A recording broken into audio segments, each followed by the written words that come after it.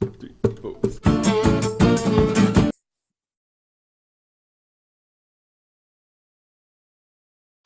Welcome, ladies and gentlemen. Hello, everyone. What a day. We'll talk about Tottenham's safe passage through to the Champions League quarterfinals in just a moment. But before we do, the headline of the day: Real Madrid have been knocked out of the Champions League by Ajax Amsterdam, losing 4-1 at home after basically overturning a 2-1 defeat from back in Amsterdam. Real Madrid have been knocked out of the Champions League for the first time since May 2015, a run stretching back 46 months. Mate, Mate, what's going on? I was happy, and then I was sad, and then I was happy, and then I was even happier. I was happy because Real Madrid got knocked out. And then I was sad when I realized that didn't guarantee that Cristiano Ronaldo would not be getting his greasy mitts on the Champions League because he plays for Juventus now. But then I was happy again when I remembered that Juventus had lost their first leg 2-0. And then I was even happier when I remembered that Sergio Ramos wouldn't be getting his filthy mitts on the Champions League trophy. Oh, mate, to be a fly on the wall of Sergio. Mate. Mate, do we know where he watched the game from? This is all I want to know. Like, I should imagine maybe he was probably sitting with Florentino, wasn't he? I mean, it would be the kind of typing into Google Sergio Ramos whereabouts. Mate, let's start with Sergio Ramos. Mate, karma. Mate, you could not think of a word more appropriate for this situation. And everyone's thinking it. No one's going to say it, right? So let's say it here. I found it. Okay, he was he was watching in a box. I think he was in a box. This is written in Spanish. No, that's definitely him. Someone should lock that box. Area VIP. Well, he's not VIP right now, is he? I would imagine he's anti-VIP, quite frankly. If ever there was a word, karma, mate. It was pretty obvious that he got sent off. He got his second booking towards the end of the first leg in Ajax, and he got he got it on purpose. He admitted to journalists that he got it on purpose. He backtracked afterwards and said, "That's not what I meant." Everyone kind of went all hush hush about it, but everyone pretty much knew that Sergio Ramos was taking a yellow because he was so sure that Ajax were going to be defeated by Real Madrid at the Bernabeu. He trusted his teammates to take them through to the quarterfinals. Mate, what happened? They didn't, did they? They got tonked. Mate, this is the other, like, I'm gonna somewhat burst your bubble here. They got tonked by ex-Southampton player Dusan. All right. Mate. Yep. Mate, like I could, it's not like Tadic was the left back and he had a good, mate, he was running the show. He lays on the first two goals and scores the third. Like, and for the second goal, he does what I call the Zidane pirouette. The Zidane pirouette, yes. What my American cousins refer to as a helicopter. So, a whirly bird. So, he whirly birds the helicopter, Zidane pirouettes around. I can't even remember who it was. Casemiro. Oh, Casemiro, go away. It was beautiful. It was lovely. And then he lays it on for it's the Moroccan fella, isn't it? Is it the Moroccan fella for the second one? Yeah. Doesn't he get it back? Yes, he does. Yeah, and he pokes it in. It was beautiful. They were lovely goals, and they were a lovely game. I love when a young team of rampaging stallions, of people you're not even quite sure who they are, and you spend the game referring to him as that fella. You're like, hey, that fella on the right, he's pretty good, isn't he? Who's he? Oh, or maybe you know their last name, like you'll be like, that De Jong fella. But yes. Because you don't feel familiar enough to call them by their full name. Like you wouldn't go, "Oh, De Jong's been quality." As if I know who De Jong is and De Jong's a known thing, I still refer to him as that De Jong fella. You know, I love it when you get a whole group of people that are all fellas and they're young and they rampage forward. And you have that moment of like the moment of disbelief happens almost before they've scored the goal.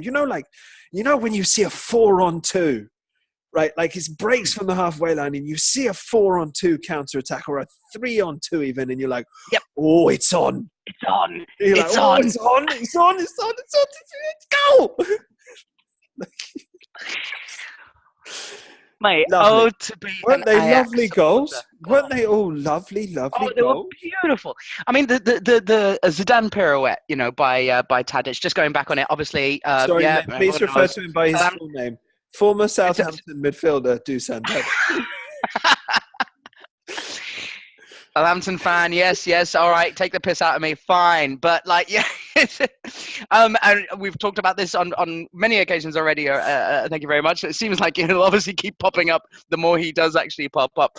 That turn was, and to throw it down Real Madrid's throats in their backyard using a move from one of their own. It was just but when it happened, I mean, it was straight away. It was like, oh, it's Zidane.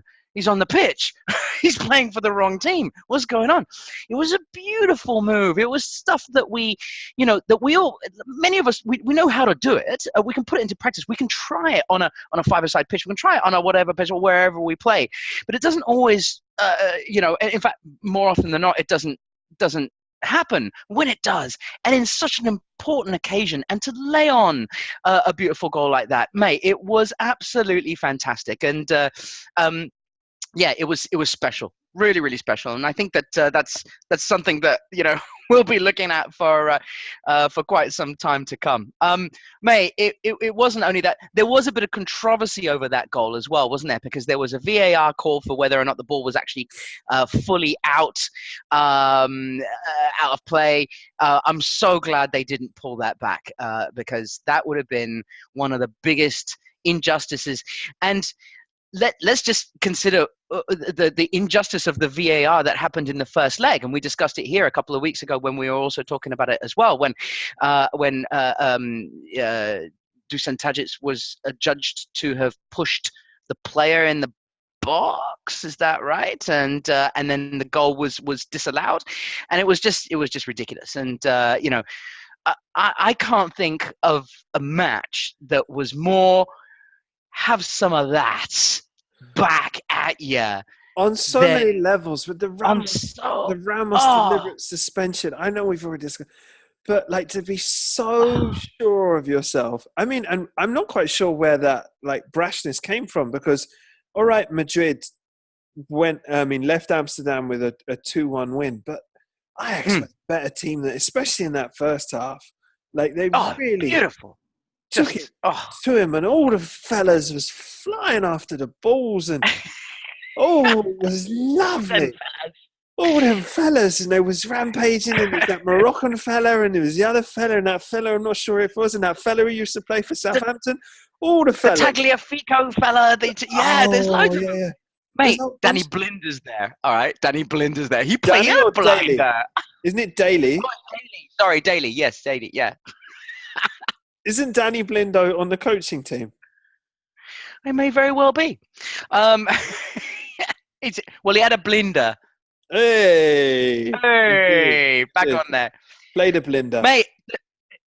De Jong, mate. Like we've spoken about him already here. I've been waxing lyrical about that kid. Apparently, just before the match, he came out. That kid. The kid in midfield, the young kid in midfield. Oh, he's good. Oh, he is. Although he almost, they were already 4-1 up, but he almost gave away that goal at the end where Luka Modric stole the ball off him, and then he slipped it through to Benzema, and Benzema slipped.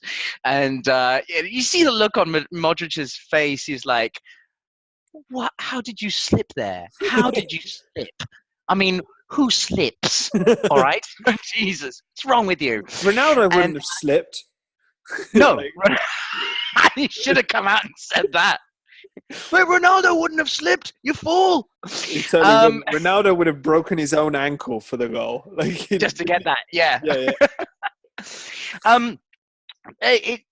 he was unbelievable. And just before the match, apparently he came out and he had a report, which he gave to a newspaper, whereby apparently when he signed for Barcelona a month or so ago, Barcelona sort of as a joke, the agents and the people who were involved sort of said as a kind of sort of, once he signed on the dotted line, he turned around, oh, by the way, can you knock out Real Madrid as well out of the Champions League, please?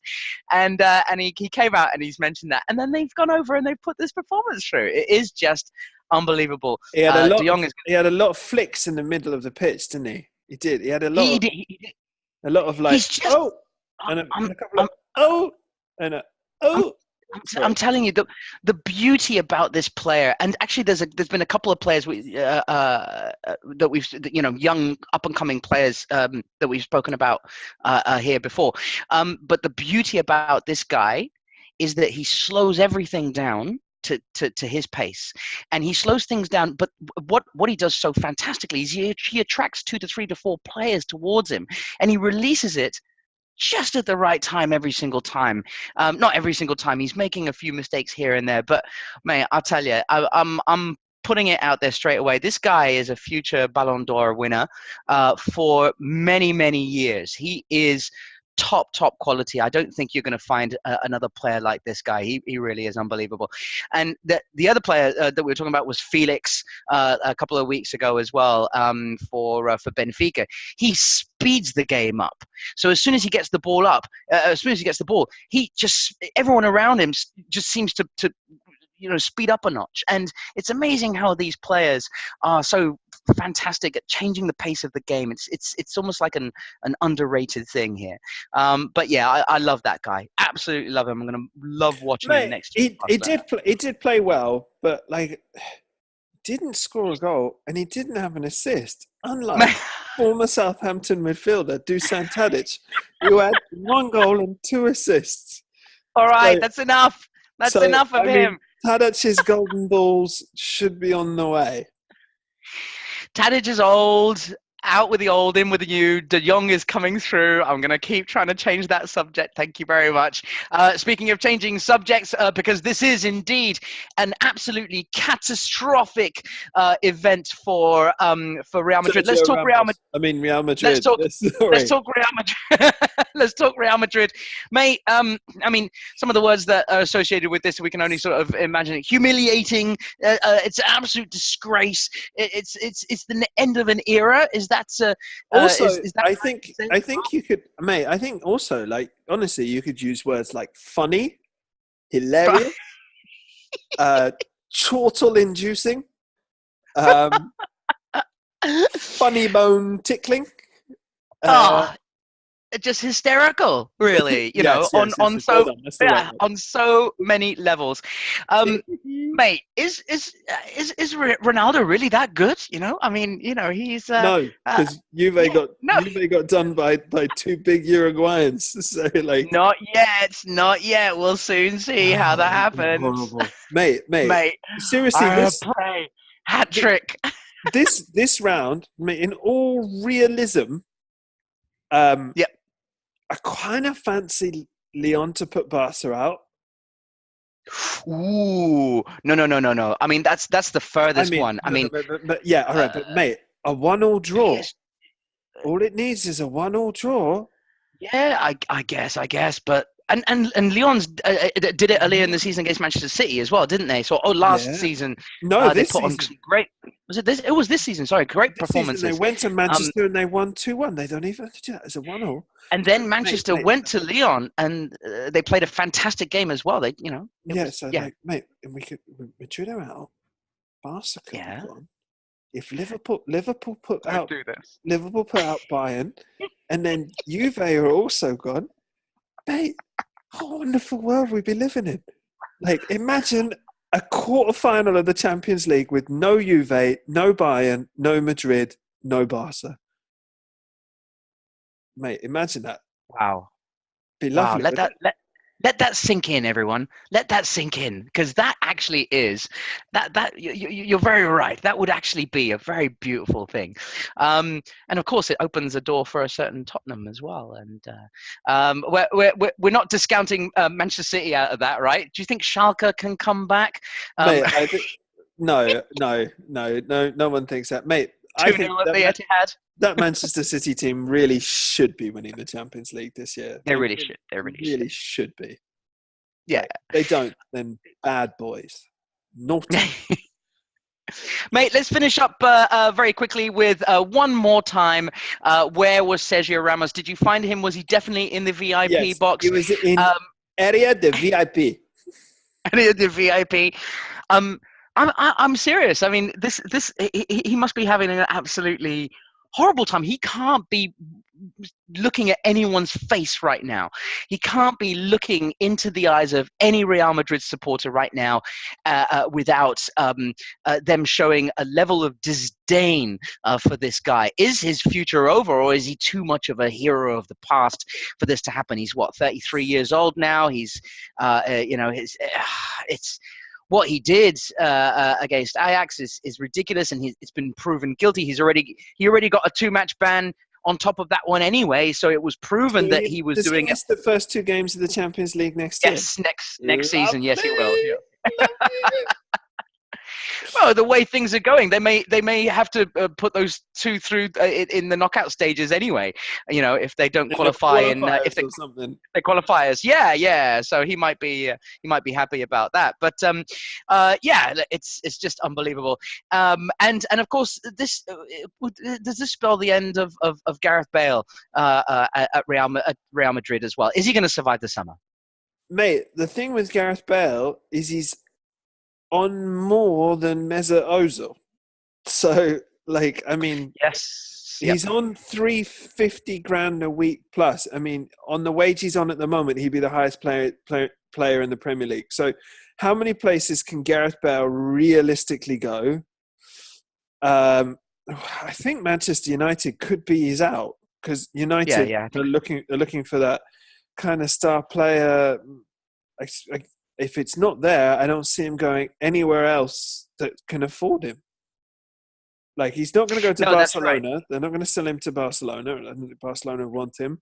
He's not a pet player, I don't think. That's his first touch is not good enough. Chelsea, maybe? Yeah, possibly with Abramovich pulling the strings over there, because I don't think Sarri really. If Hazard in the old swap deal. Like, yeah. Hazard for your Bales. But yeah, I guess. Yeah, especially if they don't get Mbappe. Then if they don't get Mbappe, then they could very well turn towards Hazard, and that could be a possibility for a swap deal. There's a lot of words coming out of there saying, no, he's happy, he wants to stay. His agent just came out recently and said he wants to stay. Of course he wants to stay with the money he's on. Yes, he's won accolades left, right, and center.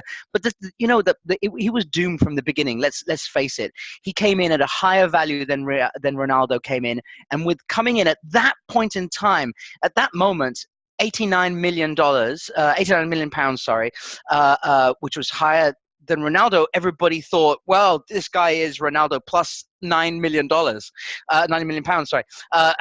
And so he's got to be better than him. And when you look at his record, I mean, yes, he's got a lot of goals, but he's no Ronaldo, and he never was no Ronaldo. And this season when Ronaldo left, he was supposed to slip into his boots and really show everybody how good he was at trying to infill with the goals, but he hasn't done it. I'm putting it out there. I think Gareth Bale's time and tenure at Real Madrid has actually been a bit of a failure, even though he's won 3 Champions Leagues. He's won the 3 Champions Leagues. But he's come on as sub most of the time, and he's missed half of the season every single time. He's nowhere near a fan's favorite. Apparently, he hardly speaks any Spanish. Apparently, he never hangs out with his mates. Apparently, he's always off playing golf. He's just like an outlier in the Real Madrid squad. Even Marcelo comes out and takes the piss out of him. He doesn't even celebrate with his mates when he scores a goal. He shrugs off Casemiro, mate. Mate, I'd shrug off Casemiro. I don't like him. Yeah, okay, fair enough. Um, But I think also, I think he's at Marcelo. a bad time. Marcelo, is like, I don't even speak to him. I don't know. Like, Marcelo, like, I don't know. I can't see Marcelo being anything other than the annoying fucker in the corner. I'm with you. But he's still the center of attention. He's still the guy who's at the middle of the party. You go to that party and you look at him and you're like, oh, what a prick. But he's still in the middle there, and everyone else seems to be, doing the samba and stuff as soon as he does it. Yeah, I'm afraid you've got your Marcelos, your Dani Alves's, your Sergio Ramos is like, if you're not one of their mates, then you're going to be outcast, and I have a horrible feeling that, and I'm sorry to say, that I reckon Gareth Bale has just been an outcast for the last he always has been shy though, because apparently even when he was at Spurs he didn't really socialise with the other Tottenham players there. Like he's always been, he doesn't drink or go out, and he just goes home and spends time with his wife and his little bubbies and plays golf and stuff. Apparently he is a quiet lad anyway. So all that said, he had a mod haircut when he was young.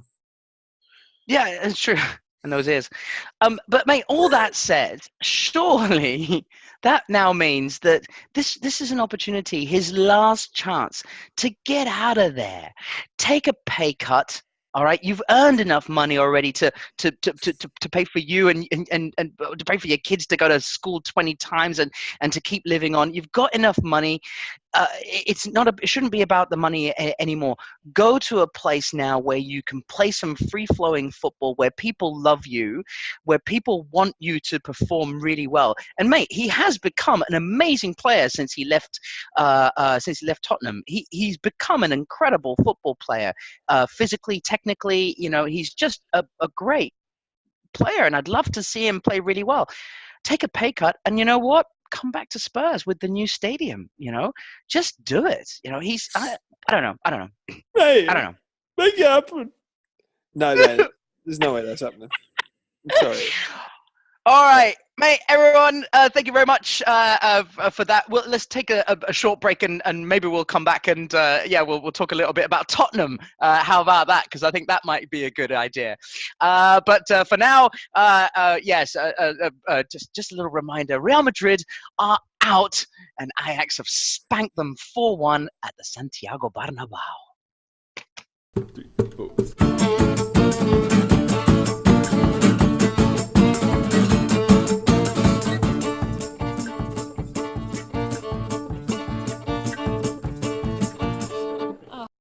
Welcome back. Part 2 is Tottenham are through to the quarterfinals with a 1-0 victory against Borussia Dortmund after their 3-0 spanking at the Stadium of Wembley. They went over to the Signal Iduna Park. I was going to say the volcanic atmosphere that is one of the most beautiful and fantastic stadiums in Europe, and therefore hence in the world as well. Borussia Dortmund's home ground, and mate, they put in a very good, solid performance, did they not? They did not. I mean, it was a weird one. Like the whole tie, to be honest with you, has been very strange. Because, if you were to read it and you were to go, Tottenham won 3-0 on their own ground and then 1-0 away, it's been a comprehensive victory. There is no way on God's green earth that we were 4 goals better than Borussia Dortmund. Like, absolutely no way. Tonight's game, so obviously, for me personally, it started very nervously. And I was adamant. Like, people were saying, do you think they'll make it go through? I think even you were saying to me, perhaps on this podcast even, that, Tottenham should be fine, they'll get through. But I would have bet every one of my worldly possessions that Tottenham were to concede a goal in the first 10 minutes. Like, I was convinced of it happening. And I think As a fan, you would, and everybody had been talking about that before the match. As long as they don't concede early, the longer it goes on at 0-0, you've got a chance. Obviously, and that's obvious anyway. But in those first 10 minutes, that is really, really vital. Really vital. And then Dortmund seemed to be really up for that challenge of scoring perhaps all three in the first 10 minutes. And it was down to a combination of some wonderful last-ditch defending from Vertonghen and Davies, and then Hugo Lloris's best game for quite some years. I mean, at half-time, the stats read Borussia Dortmund 0, Tottenham Hotspur 0. Borussia Dortmund efforts on goal 16, Tottenham 1. And the one that we'd had was a good foot offside, but like the ref hadn't, the linesman hadn't raised the flag because the VAR was in place, so he'd been told to keep it down. But like Son went through on goal actually, but it was like a good foot on my TV, and my TV's only half a foot wide anyway. He was well off, is my point. Possession was like 70-30. Corners was like 9-0. Passes was a good 3x whatever we had. It was like an absolute mauling. And the second half started, and there was just more of it. And I'm like, oh God, there's 45 more minutes of this. And then Harold Edward Kane did what Harold. Actually, no, you know what? He scored a goal, but the person who deserves the most credit is Moussa Sissoko. Because Moussa Sissoko, who was imperious all night long, the man is a beast. He's a barrel-chested dynamo who just doesn't stop. Had a moment of absolute serene clarity. The ball came to him occasionally, though. He does. This is his first one ever. This is the first one ever had. I wager that he has one of those moments once a week, but they just don't happen always when he's playing football. It's like Kyle Walker in the one mistake a game thing. Yeah. It sometimes happens when he's reaching for a glass to get some water out the cupboard. Oh, it's gone now. That was my one for the week. Oh, God, I better enjoy this water, I guess. Yeah. So, thankfully, he had his and there was a little bit of a breakdown in play. The ball ends at Sissoko's feet, and there's a one-touch pass straight down the middle into Harry Kane. Yep. And Moussa, not only does Moussa see it, he plays it perfectly. Yeah, then, mate, it's not a hard ball to play, mate. Come on, it's not. It is. If you're Moussa Sissoko, to see it, to decide to do it, and to execute it, give the man credit. It's one of those moments. Everything just goes. You stop, Moussa. There's the pass. Yeah. And moment of clarity is coming during a football match. Thank you. That man in front of me is Harold Edward Kane. And Jadon Sancho is playing him on side. And I am Moussa Sissoko, a cultured midfielder for Tottenham Hotspurs. I will release the ball. Harry's like, he's never going to give me that. But what the fuck? It's coming. It's actually coming. It's my God. Perfectly. It's in my direction. Jadon Sancho is playing me on side. And who better to slot that one away? I mean, when he was one-on-one with a keeper like that, you're looking at him going, there's no one in the world.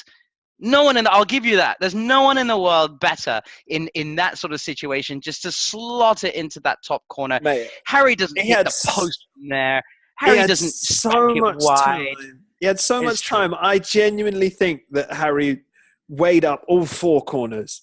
He was like, top left, nah. Top left, unlikely. Bottom right, not classy enough. Top right, yes. And like, gave the keeper the eyes, put it round him. And there's this lovely, delicious sound of the nets at Dortmund. Are those nets that like are held up by a piece of wire? Yes. Right? Yeah. There's varieties of nets, but these are held up by a piece of wire. And the crowd has gone silent because the crowd's gone, shit, Musa Sissoko has had his moment of clarity whilst in a position to hurt us. Like, and the ball is at the feet of Europe's probably most prolific striker, and no one's going to get anywhere near him. And if he scores, we need 5. And like, they've all gone deadly quiet. And all you hear is the sound of the wire pinging as the ball smacks the back of the net.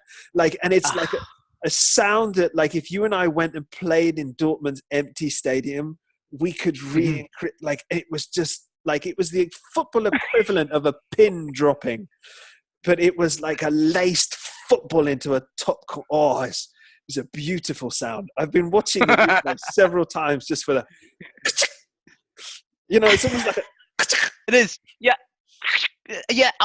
Mate, there's a few that I like. Sometimes when they go low and they hit that little bar that's at the bottom of the cross, yes. At the bottom of the goal as well. And sometimes it hits there and it go up, you know, and yeah, and it goes up and like the whole.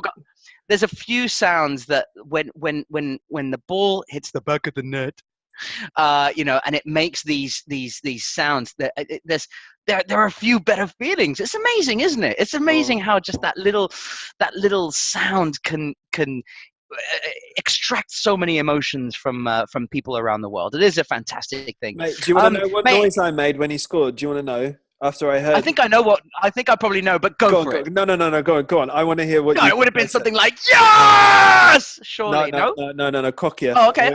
Coquia. Go on then. Oh, you're. I'm doing it now. Oh, Harry, game over. Oh. I gave it, mate. I was cocky. I was like, game over. And I think I even did. I did. That's even did a terrible. Little...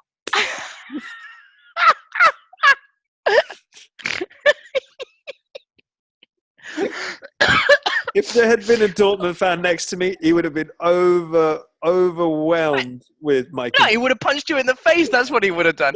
And that, mate. And Borussia Dortmund are not a nasty side either. No, you can't do that. You can't do that. If it was Real Madrid, I'd be, you know, you do that. You go for it. Right. No, I think Dusan Tadic did that when he scored his third. I think when Dusan. Well, he didn't even celebrate, did he? He didn't even celebrate. Yeah, but like he's mentally gone, or at least he said to Nacho, "Game over."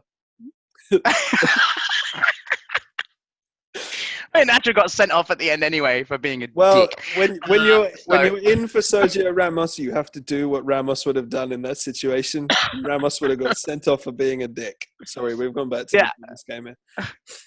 Mate, just to finish off, I mean, it's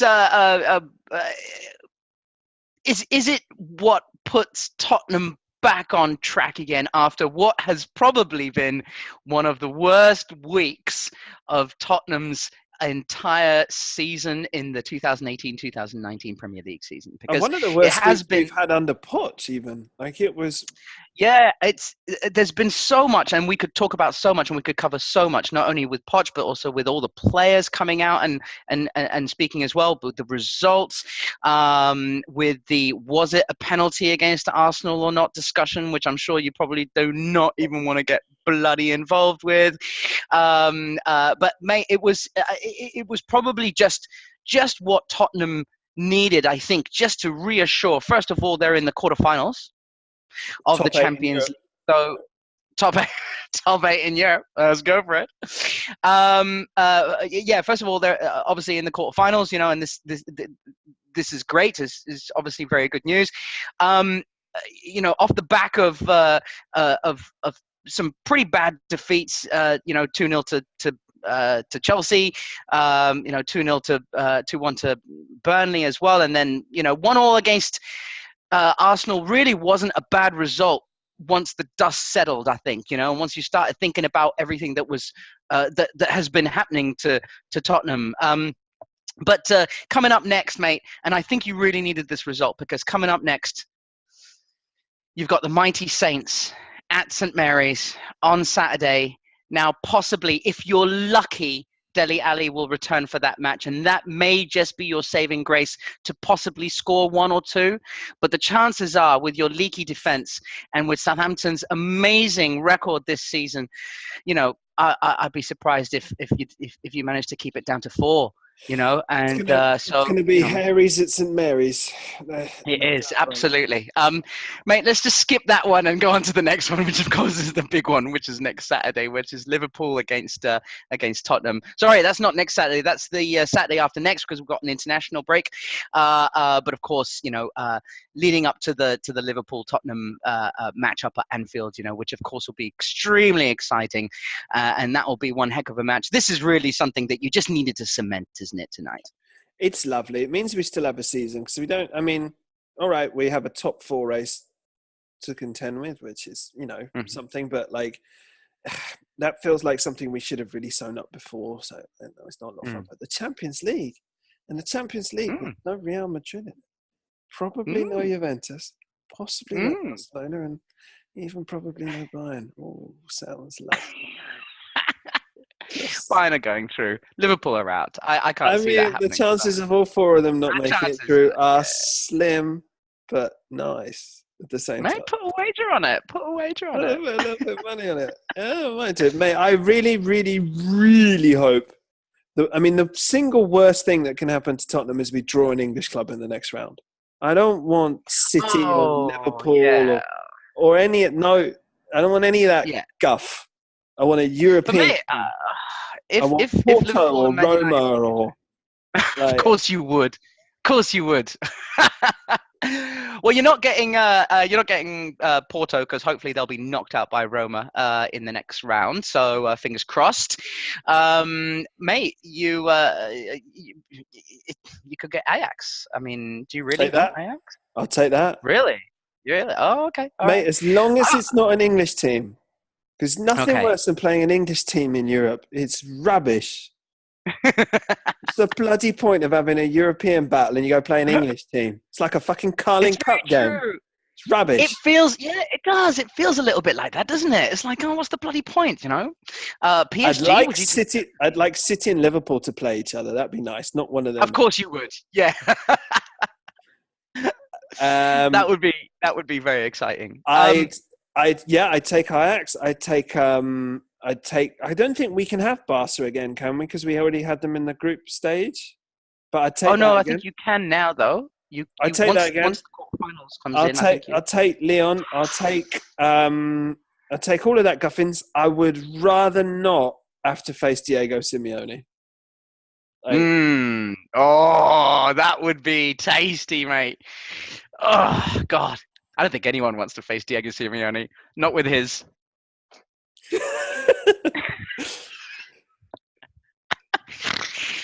All right. Okay. Well, I think that's enough. Enough Champions League talk for today.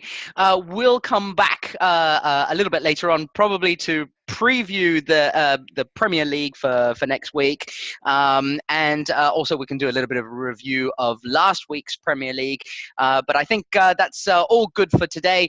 On a night where Tottenham and Ajax sprung some amazing results, surprises obviously from Ajax's point of view, and obviously just probably just quiet satisfaction and what's the word I'm looking for? Beautiful hilarity. Beautiful hilarity. There we go. For Sergio Ramos and his Real Madrid team, knocked out for the first time in about 3 or 4 years now. So, fantastic. Ciao, Sergio. See you later, Sergio. Goodbye. Ciao, Sergio. And goodbye, everyone. Bye. 3, 4.